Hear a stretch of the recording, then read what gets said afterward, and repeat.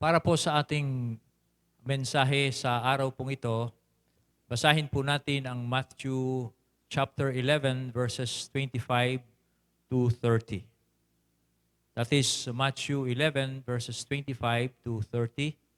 At papasahin ko po sa NIV version.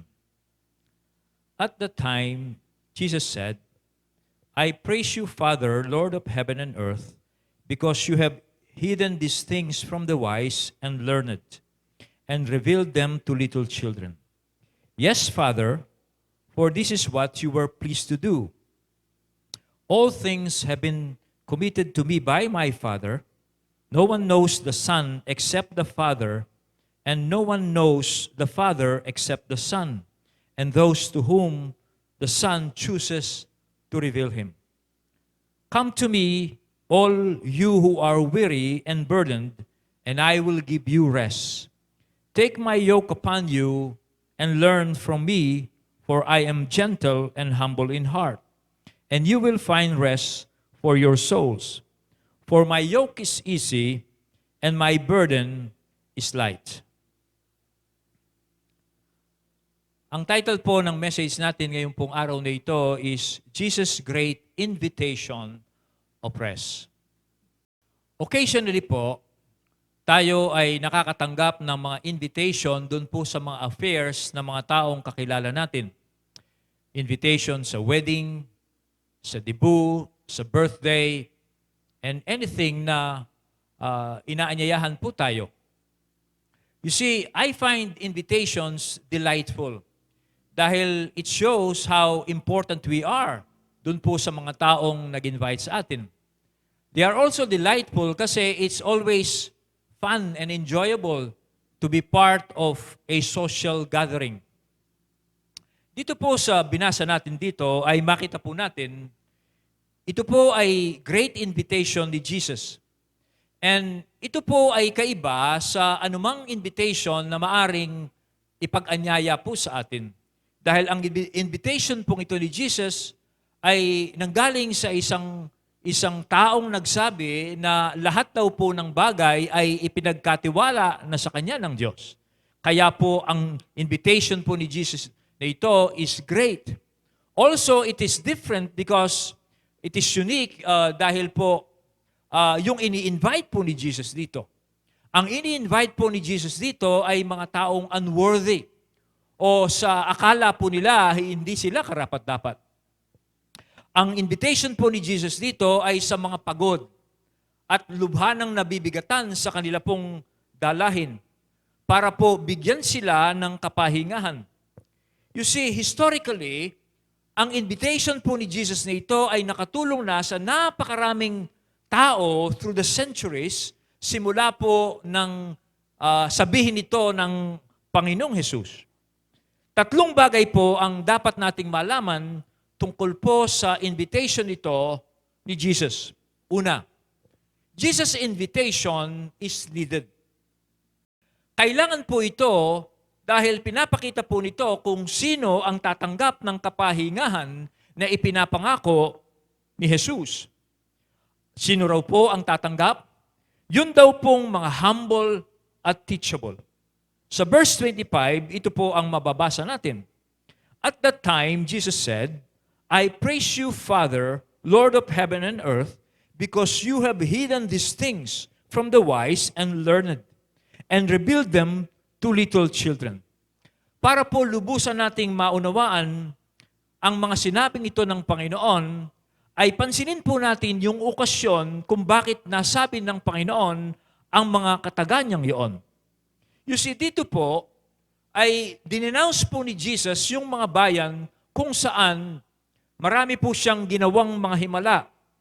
At sa halip po na ang mga tao ay magsisi at manumbalik sa Diyos, ay pinatigas pa rin po nila ang kanilang mga puso. You see, ang mga himala po ng Panginoon ay mga signs. Mga tanda po ito na nagpapakita na si Jesus siya po ang Misaya, ang hinirang ng Diyos para dalhin ang kaharian ng Diyos dito sa lupa. Pero yung pong mga taong yon, ang tingin lang nila doon sa mga miracles ni Jesus ay they are just mighty works. Hindi po nila na naintindihan o naunawaan ang tunay na kahulugan ng mga miracles pong yon. Now, bakit? Kasi sabi po ng Panginoong Hesus, yun daw po ang kalooban ng Ama, na yun lamang pong mga humble and teachable ang makakaunawa ng mga signs na yon. At ganun daw po ito niloob ng Diyos. At yung pong mga wise and learned ay mananatili po sila sa kadiliman at hindi po nila tatanggapin yung kapahingahang daladala ng Panginoong Kristo. Yung pong wise na tinutukoy po dito na hindi tatanggap ng kapahingahan ay yung pong mga sophisticated. At yung pong mga learned naman, ito po yung mga aral ayon po sa wisdom o karunungan ng mundong ito. You see, dito po makita natin yung pong mga human advantages na kinukonsider po ng mga tao na advantage po para sa kanila ay hindi po yun makakatulong sa kanilang relasyon sa Diyos. Yung pong mga wealth, okay, yung pong kayamanan, yung intelligence, yung learnings, yung status, maging yung pong achievements po ng mga tao na iniisip nila na ito ay mga advantages in this life, hindi po yun makatutulong sa kanyang relasyon sa Diyos. Anything that man will make him proud before God, hindi po yun nakakatulong sa kanyang relasyon sa Diyos. Sabi po sa Proverbs 15 verse 33, "The fear of the Lord teaches a man wisdom, and before honor comes humility." Ang isa raw pong tao ay nagiging wise habang siya po ay nire-reverence niya ang Diyos, habang pinagpipitagan niya ang Diyos, habang kinikilala niya at natatakot daw po siya sa Diyos. Nagiging matalino raw po ang isang tao. At bago raw po bigyan ng honor ang isang taong makilala ang Diyos, kailangan daw po niyang magpakumbaba at maging humble sa harapan ng Diyos. Now, sino po ang tatanggap ng ipinangakong kapahingahan ng Panginoon? The humble and the teachable. Sabi po ng talata, "And you have revealed them to little children." Sa ibang translation, "You have revealed them to infants." You see, little children po o yung mga infants po are dependent. They are not independent.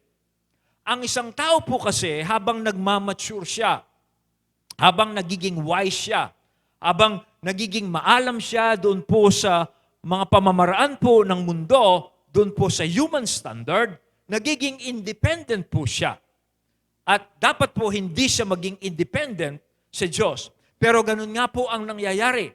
No? Habang ang tao ay nagmamature, lumalaki siya, at nasasanay po siya sa mapamamaraan ng mundo, okay, nagiging independent po siya sa Diyos. Kaya sinabi ng Panginoong Kristo, maliban daw po ang isang tao ay maging tulad ng isang bata, ay hindi siya papasok sa kaharian ng Diyos. Kaya yung lamang pong mga children, yun po ang mga makakatanggap ng kapahayagan ng Diyos.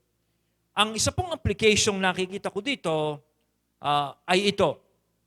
Para po maging acquainted po tayo sa mga pamamaraan ng Diyos at para po makilala pa po natin ang Diyos at para magkaroon po tayo ng fresh revelations po ng Diyos, ay kailangan pong maging tulad tayo ng mga bata. Okay? Dahil ang mga bata po, they are always awed by the mighty works of God.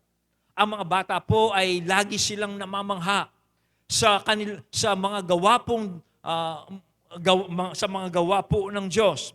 You see, sa ating pong relasyon sa Diyos ay tulad po sa basketball ay tayo ay dapat maging rookies, no?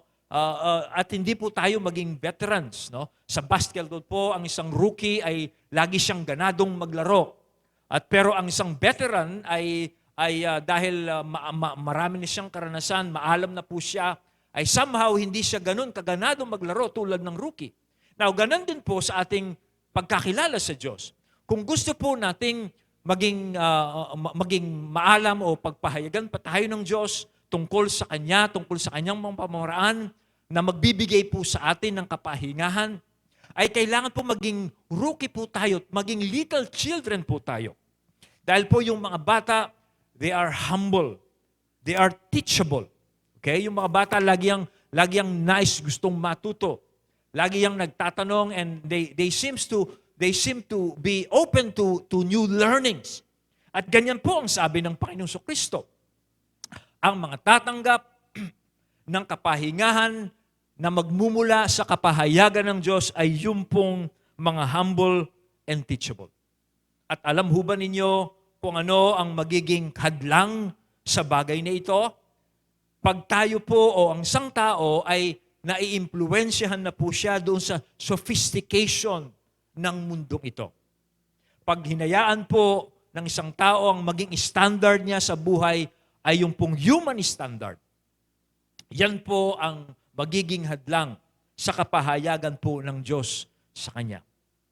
Sa 1 Corinthians chapter 1, verse 19 and 21, ito po ang sinabi, "For it is written, I will destroy the wisdom of the wise, the intelligence of the intelligent I will frustrate. For since in the wisdom of God, the world through its wisdom did not know Him." Ayon daw po sa isinulat po ng Diyos. Okay? Ayon daw po sa karunungan ng Diyos, ang mundo po natin ay hindi niya makikilala ang Diyos sa taglay niyang karunungan.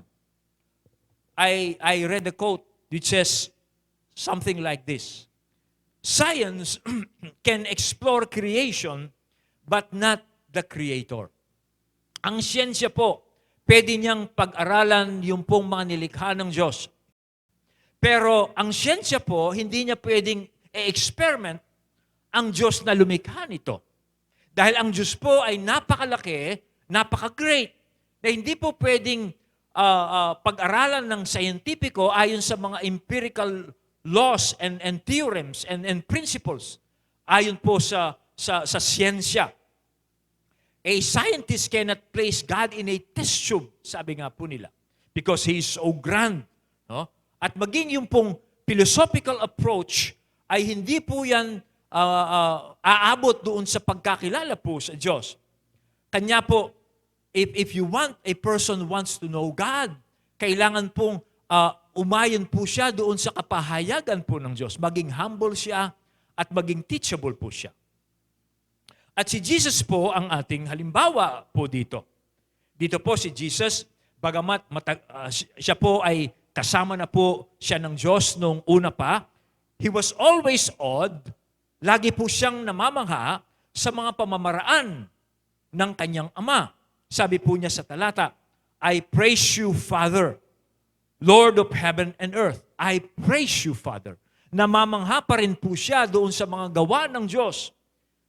Okay? Dito po sa mga talatang sinabi niya, I praise you, Father, namamangha po ako sa iyo, Ama, dahil itinago po ninyo ang mga bagay na ito doon sa mga marurunong at sa mga maalam. At ipinahayag mo ito doon sa mga tulad ng mga bata. So namamangha pa rin po siya. At sabi niya sa verse 26, Yes, Father, for this way was well-pleasing in your sight. Hindi lamang po siya namamangha pa rin sa mga gawa ng Diyos, kundi siya rin po ay nagsasabit sa mga pamamaraan ng Diyos. Okay?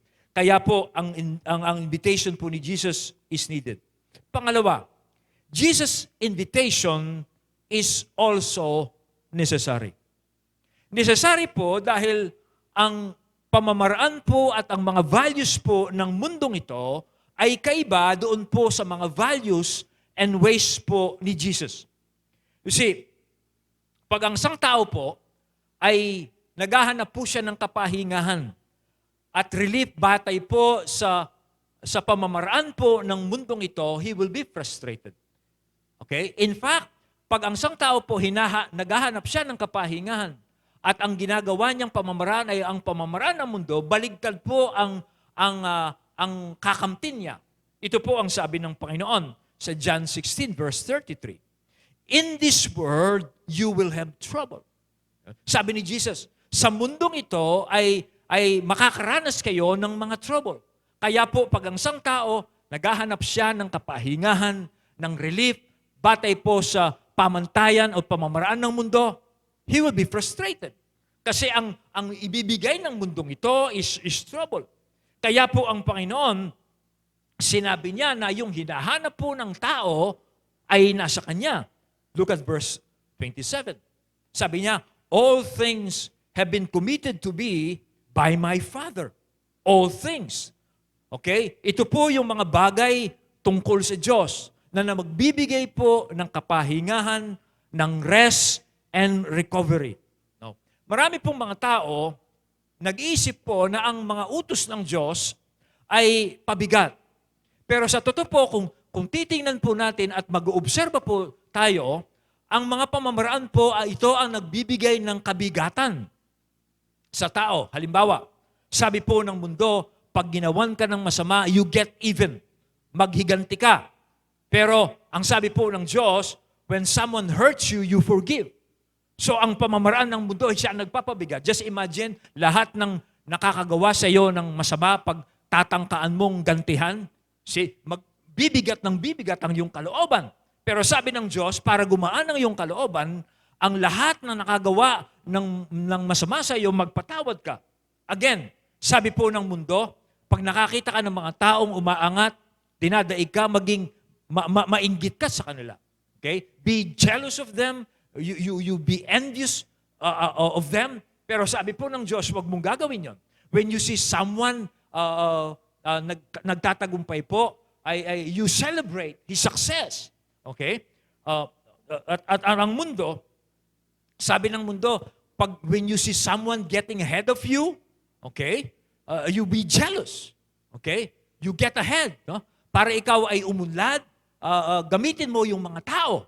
Okay? Tapakan mo yung mga tao at hindi mahalaga yung kanilang damdamin, basta makaangat ka sa iyong buhay. Yan po ang pamamaraan ng mundo.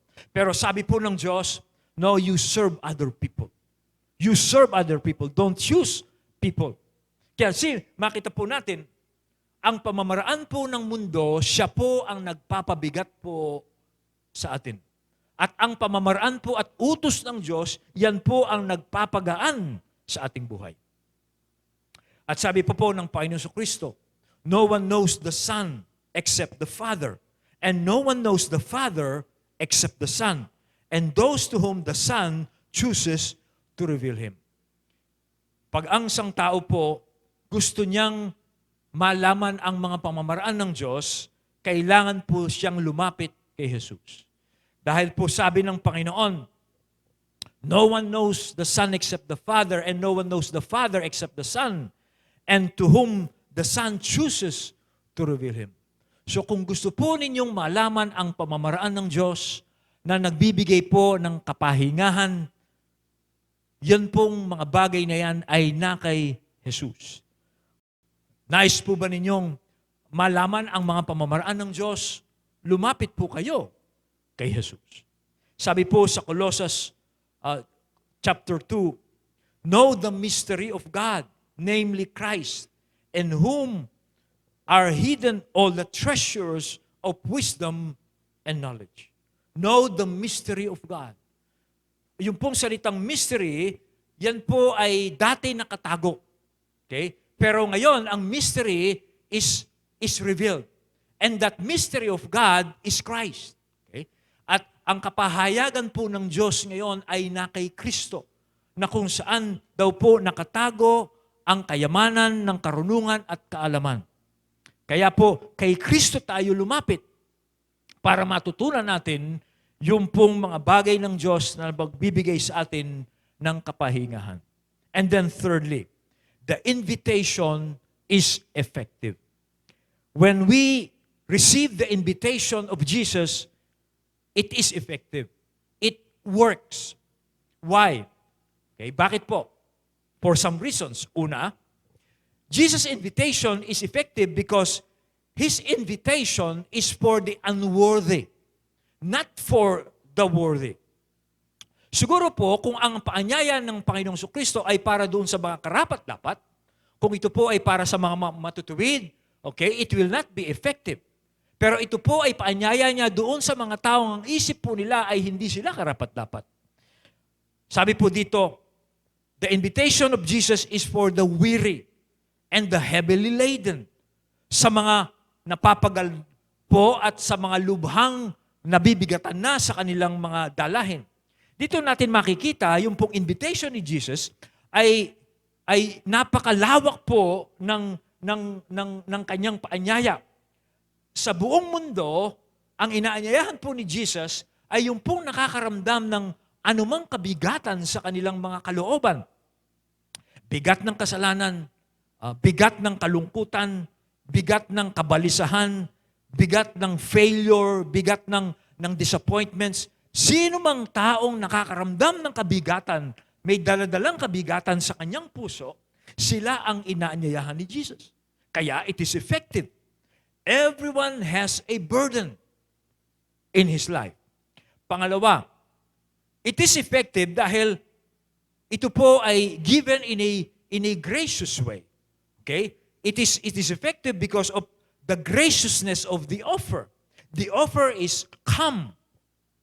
Lumapit. No? Ang paanyaya pong ito ng Panginoon Kristo ay tulad po ng paanyaya ng Diyos doon po sa Isaiah. Sa Isaiah 55, ito po ang paanyaya ng Diyos. Come, all you who are thirsty, come to the waters. You who have no money, come, buy and eat.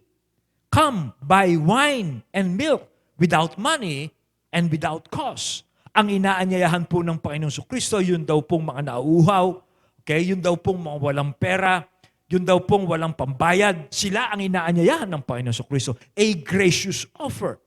Okay? Why spend money on what is not bread, and your labor on what does not satisfy? Listen to me. Eat what is good, and your soul will delight in the riches of it.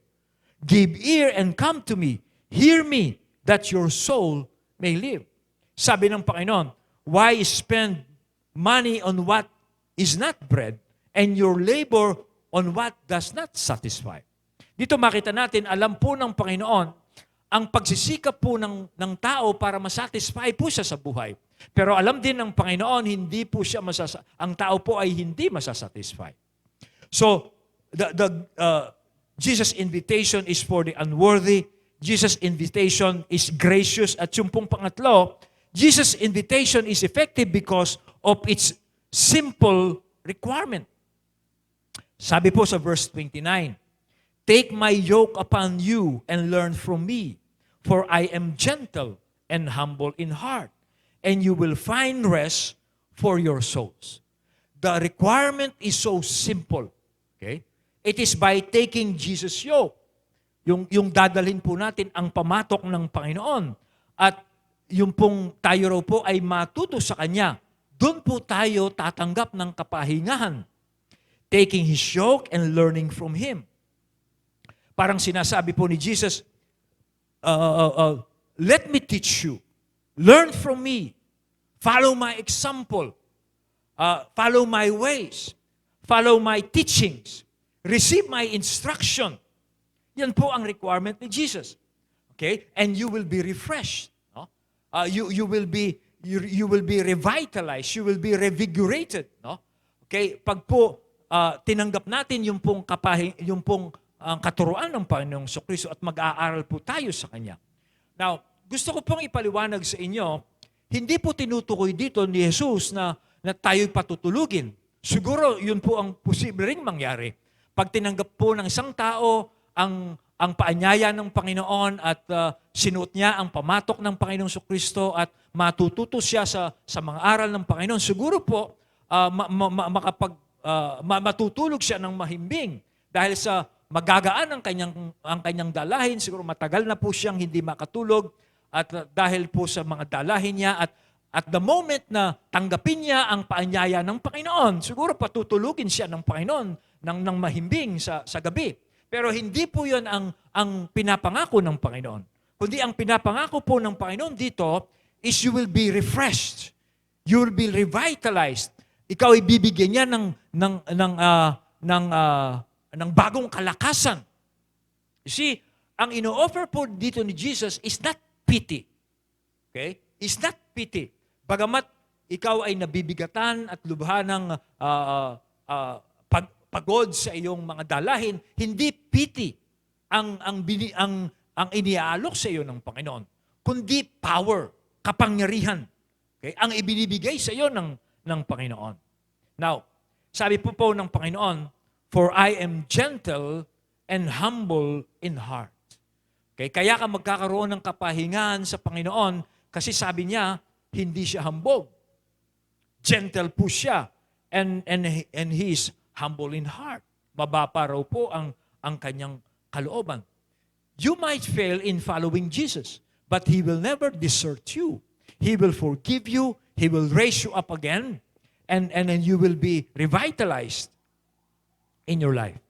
And then lastly, Jesus' invitation is effective because of the lightness of Jesus' burden. Dahil po sa kagaanan ng dalahin po ng Panginoon.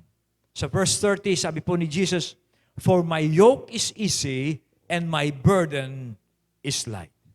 Meron pong pamatok, merong burden, merong yoke. Meron pong trials, temptations, and even battles that we have to face while we follow Jesus. Pero compared po doon sa mga pangako at sa buhay pong idudulot po o ibibigay sa atin ng Panginoon, they are nothing. When we follow Jesus, there will be trials. There will be temptations. There will be battles na kailangan po nating harapin.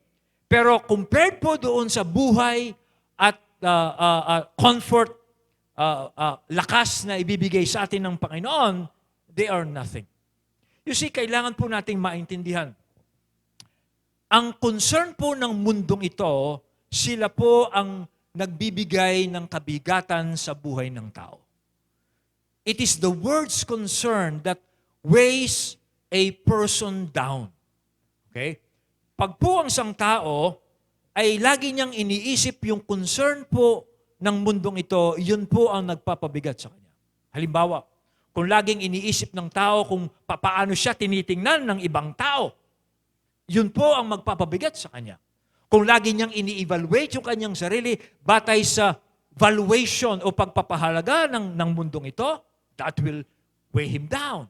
Okay? Kung lagi niyang iniisip yung sasabihin ng tao, success ba ako o hindi? Failure ba ako o hindi?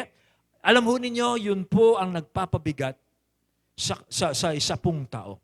Kanya po, ang burden ni Jesus is much lighter than the world's burden.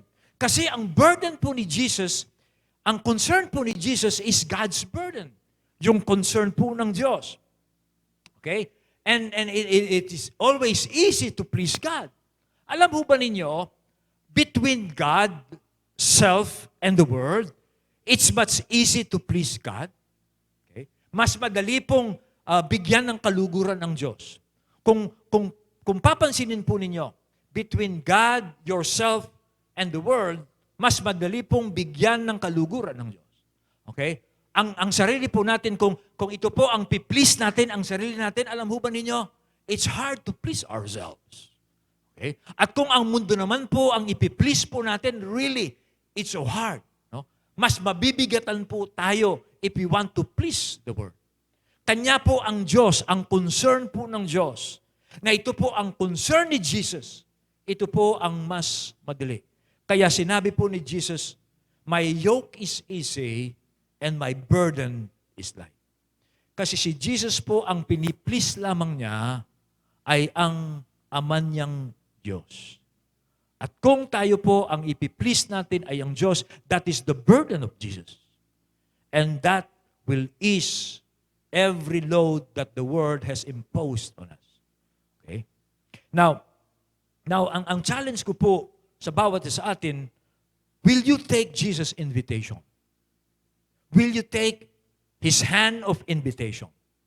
It is needed because it shows us that only the humble and teachable will find rest. It is also necessary. Kasi po, ang mga pamamaraan ng mundong ito, kung ito ang magiging pamantayan natin para magkaroon tayo ng rest, we will not be rested. We will be burdened. Ang hinahanap po nating rest ay na kay Jesus po. Because lahat po ng kailangan nating malaman tungkol sa Diyos ay ipinagkatiwala na po ng Diyos kay Jesus. Kaya it is necessary And then lastly, it is effective. Ang invitation po ni Jesus works because Jesus' invitation is for the unworthy. Yun pong mga taong hindi karapat-dapat. And it is also effective because it is a gracious offer. Okay, we don't have to spend anything to accept Jesus' invitation. At ito po ay effective because of the simple requirement. Sabi ni Jesus, take my yoke upon you and learn from me. Okay? And then lastly, it is light because its only concern is God's concern. Alam niyo kapatid, you don't have to concern yourselves with the word's concern. The word's concern is the one that is making your burden very heavy. And Jesus is ang offer po ni Jesus sa atin dito is God's concern. At siyan po ang nakakagaan po sa atin. See, when we know God, when we follow His ways, when we follow His commandments, yan po ang magbibigay sa atin ng kagaanan sa buhay na ito. And I pray po, you will listen and you will accept Jesus' invitation dito po sa mga talatang ito. And I pray if you receive instruction from this preaching and Jesus is teaching you His Word, okay, His instruction about your life, I pray and beg you to follow Jesus, to learn from Jesus, and you will experience your burden will become light. Okay, because you will be following what God is instructing you. Tayo po ay manalangin. Aming Amang Diyos, nagpapasalamat po kami sa iyo dahil nauunawaan po ninyo ang aming buhay dito sa lupa.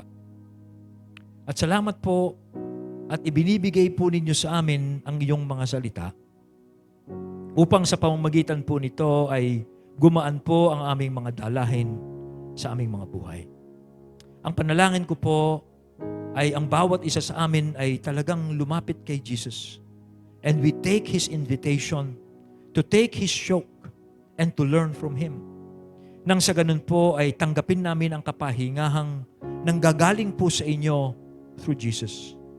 At pinapanalangin ko rin po ang sino man po sa amin ngayong pong araw na ito ang nakakaramdam ng kabigatan sa kanyang sarili ay dalangin ko una, ipakita po ninyo sa kanya ang pinagmumulan ng concern na ito. Pag ito po ay ayon sa pamantayan ng mundong ito, I pray na ito pong nakikinig pong ito ay ma-realize niya, ang daladala niya ay concern ng world. Kung ano ang sasabihin sa kanya ng world, kung ano ang ipaparatang sa kanya ng world, I pray po na alisin po niya ito sa kanyang sarili at tanggapin po niya ang instruction po ng inyong salita nang sa ganun po ay gumaan ang kanyang dalahin. At ipinagpe-pray ko rin po na sa araw-araw po ay talagang hanapin po namin ang aming mga concern po sa inyo. Na kayo po, O Diyos, ang bigyan namin ng kaluguran, ang inyo pong mga salita ang siya naming sundin, ang iyong mga utos po ang siya naming ipamuhay sa aming araw-araw na buhay. Nang sa ganun po, hindi kami ma-overburden ng mga concern po ng mundong ito. Marami pong salamat sa inyo sa pagbibigay niyo sa amin kay Jesus na inyong anak, who is our teacher and who is the Messiah, na kung saan po ay ipinagkatiwala na po ninyo ang lahat ng bagay. Salamat po. Ito po ang aming panalangin sa pangalan po ni Jesus. Amen.